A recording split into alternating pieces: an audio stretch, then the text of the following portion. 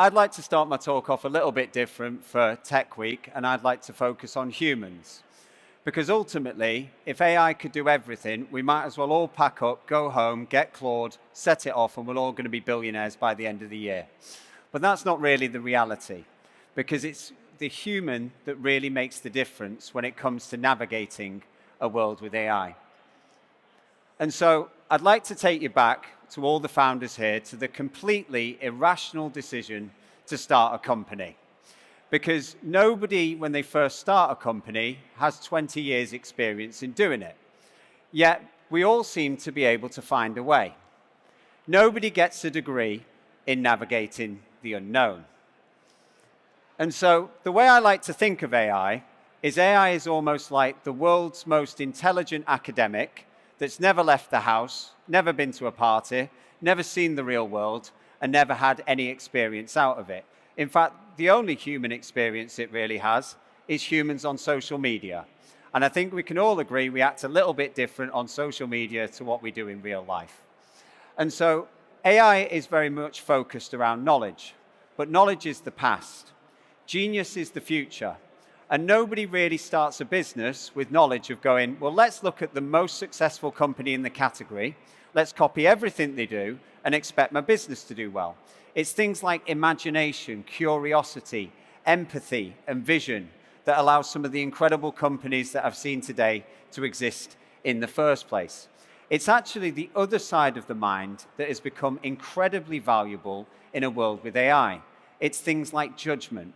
And yet we've built a whole entire hiring process to focus on the opposite thing. And so I used to run an innovation agency, and what we used to focus on is finding the opportunity that nobody else could see and building a business out of it. And so as we expanded, I needed to expand my company. And so I took the very rational, logical decision to hire somebody with 20 years experience from a big, well-known corporate. And that was one of the worst decisions I've ever made in my life. Because what they actually had was 20 years experience of solving the same problem over and over again and not being able to explore the new. So when I decided I needed to hire again, I needed to do something different. So what I did is, without telling any of my team, I thought it'd be a great idea to apply for my own job. Now, I never actually got an interview for that job. I never even made it past the screening phase. Now, I thought this was rather hilarious, so I was speaking to my friends who are also founders, and it turns out they wouldn't get past their screening phase either. And I think it's an interesting question that we can ask ourselves as founders. Would your own hiring process actually hire you? And so I'd like to do an exercise today. I would like you to all imagine the best person that you've ever worked with. This also works for the worst person you've ever worked with, but I've promised my head of marketing I'm going to keep it positive today. So if we could please just imagine the best person that you've ever worked with. And I'd like you to think of the words that you would use to describe that person. Now, what's interesting, have we all got it? We've all got that person, cool. Well, what's very interesting about this is every person I've ever done this with, not one of them has said, oh, well, James had an amazing degree. These are the companies that James used to work at. These are the credentials that James used to work at. James used to have a Duke of Edinburgh award. We don't. We talk about character. We talk about James's incredible vision. We talk about his ability to navigate the unknown. We talk about the ability to solve the problem before I've even got there to solve it myself. And we've built a whole hiring process based around this. Now, I'm not saying this isn't important, but when we think of the people that truly do make the difference in the companies, it's different. And when I used to do a lot of consultancy, I always saw that there was at least one member who was senior in the team that I had no idea how they got there in the first place. Because they'd done lots of different jobs, lots of different roles in lots of different industries. And yeah, they had a gap year. Because going to see other cultures and seeing people around the world, we see multiple ways to do things. And what AI is very good at is seeing a convergent answer. There is one answer to a problem, right? What founders tend to see is multiple possibilities. And this is what I think is the most important thing that we can be looking to hire in the next decade. Now, the reason we do this is it's just easier. But I think anything that's difficult usually has great value to it. And that's why I started Pynea. because I felt we needed something new and a better way to find the talent that truly makes the difference in our company. And so I'd like to go through this study because I found this very interesting. So Harvard and Berkeley did a study, and they gave AI to the different team members. And what was really interesting is the top performers got 15% better when using AI. The worst performers, they got 8% worse. And I found this fascinating. And so I explored it a little bit more with different companies that I was working with. And it turns out that the people that got better, they see AI as a tool. They see themselves as a pilot that is there to navigate the AI. What the worst performers see, they see it as a god. The AI has said this, so I must do this and I must follow. Because let's face it, at first glance, whatever comes back from AI looks pretty good until we actually navigate the things in between it. And it is that judgment that I feel is the most important thing that we can focus our hiring around in the next decade. Now, this slide is going to be quite interesting because I've just seen that my girlfriend has turned up, so it's going to make this a little bit more interesting. But I think hiring should be quite a lot like relationships. When we start dating, we explore a vision of that person in the future. We don't really focus on the past. We don't focus on ex-boyfriends, for example. And so what's really interesting about this is I'm pretty sure, in fact, I'm 99% certain, that if I did my relationship and dating through an ATS system, I would have screened out my girlfriend at the first stage. And now we've been together for 13 years. She's over there. I shouldn't have pointed her out. We've been together for 13 years. We have a child together, and we explored the future. Now, what I find even more ridiculous about the current ATS systems is we have candidates using the best AI software in the world to research your company based on the keywords that you have set out that you want to find, to then be reviewed by AI based on keywords to then put you through to the next stage of the company. And to me, this is ridiculous. I don't think we're actually finding the best talent in the world. I think we're finding the best keyword strategists. And this is why I wanted to set out to change it. And so this comes from an absolute obsession with how can we optimize hiring. Hiring's an incredibly operational focused, and I think it should be more human focused. So it's like, well, now I can screen people 10% faster than I could before. Well, that's only valuable if you're screening the right people. I think the biggest waste of time in hiring is when you get your senior members of staff onto an interview, and within 5 minutes, you can tell they're not the right fit for the company.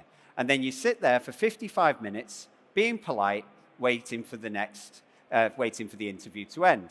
And let's face it, candidates probably do the same thing. They probably know instantly you're not the right fit for them as well. And so I wanted to focus what we were building more around open challenges, more around giving hirers the audio before they even get to the interview in the first place. Because I think we dismiss how much comes from audio, how much comes from sync, and how much comes from the energy we share when we're building together. And I think AI has only amplified this. So another question that I very much continually get asked is how do we stop candidates using AI in an interview?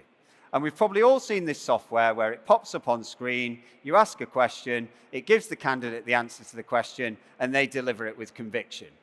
Now, I don't think this is an advantage, because if we're hiring for the difference, the people who make the difference with AI, the people that can do what AI can't do, then replicating AI surely isn't a good thing. And now, the reason we look at it this way is we've been trained to look for polish. The person who answers a question, yes, I would do this, then I would do that, then I would do this. But that's not how thinking works. That's not how the founder brain works. AI sees one answer to a question, and let's face it, even when it's wrong, it's pretty certain it's right. And it comes through very polished. Actually, when you look at thinking, you actually see people that move about quite a lot. So an interesting interview that I did, and I was absolutely set on this person. They came through the interview, every question they answered was incredible. It was exactly what I was looking for. And so I had one person left who's also here today, but I had one person left in the interview process that I thought was just a formality. I'd already made my decision. And they spent none of the time answering my questions correctly. They spent all of the time telling me my questions were wrong, right? And they were wrong, because what they saw was I wasn't actually trying to hire for the right problem. And I think sometimes we think we know exactly what we want. But if we're going to add value into a business, we need the person that gives us what we didn't know we needed, because that's added an extra perspective to our company that we couldn't see before. And so I would say one of the biggest things that we can do is to look more at critical thinking. So, for example, when answering a question, you get the person who will tell you the process. Well, I can get that at the click of a button for a subscription now. I can get the process. And so I remember doing one interview where somebody turned around to me and went, I'm a bit unsure about that person. They started off with this idea. Halfway through, they went to this idea, and they ended back on the original idea. And I was like, but is that not genius thinking? Exploring multiple possibilities? Yet we penalize it in the quest for searching for polish, which AI is incredibly good at, and I think is a great tool. But I think we really need to find the pilots that are looking to pilot it. And so I'll take you to another thing that I find is quite interesting, which is, well, what's the best question to ask in hiring? And I think the best question to ask is the question that the candidate asks you. And so we have a team panel screener built into our app where 4 hirers, 4 candidates, 1 hour, it gives a full perspective of the whole team around a candidate, because ultimately they're going to be working with that person. But what I think is more interesting about this is we reverse it. So they come in and they have 15 minutes each to ask any questions they want to our team. So I needed to hire an FD, and 9 out of 10 people came in and they asked me, okay, what are my working hours? What's your runway? What financial software do you use? Like, the difference between QuickBooks and Xero is going to make that much of a difference to my financial model. And then I got the candidate that I did hire, who I promised I wouldn't point out today, so please don't look over there at the guy that's stood there with the badge. What he asked me was mostly about my product, and he focused solely on the product. And I was really, really happy with this, especially as a founder that's very passionate about the product. And so I couldn't help but ask him at the end, why did you focus most of your time on the product?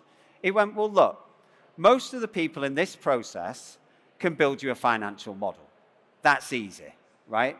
But ultimately, how you really have impact on a financial model is the decisions that you make that go into the financial model.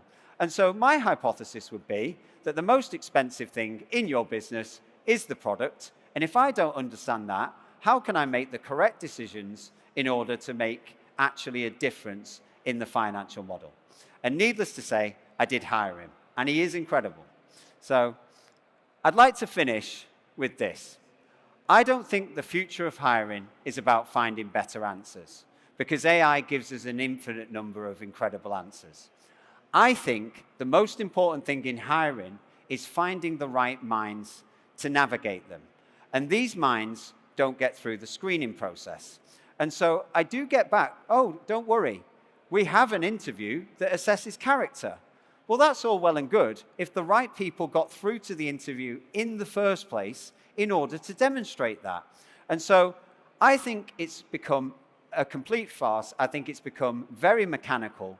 And I think we really need to make it human, because ultimately, no business is just going to start on its own, right? Humans are incredible, humans are genius, humans are disruptive, and they challenge knowledge. And I think the future is around human genius, and I think AI is here to support it. Thank you.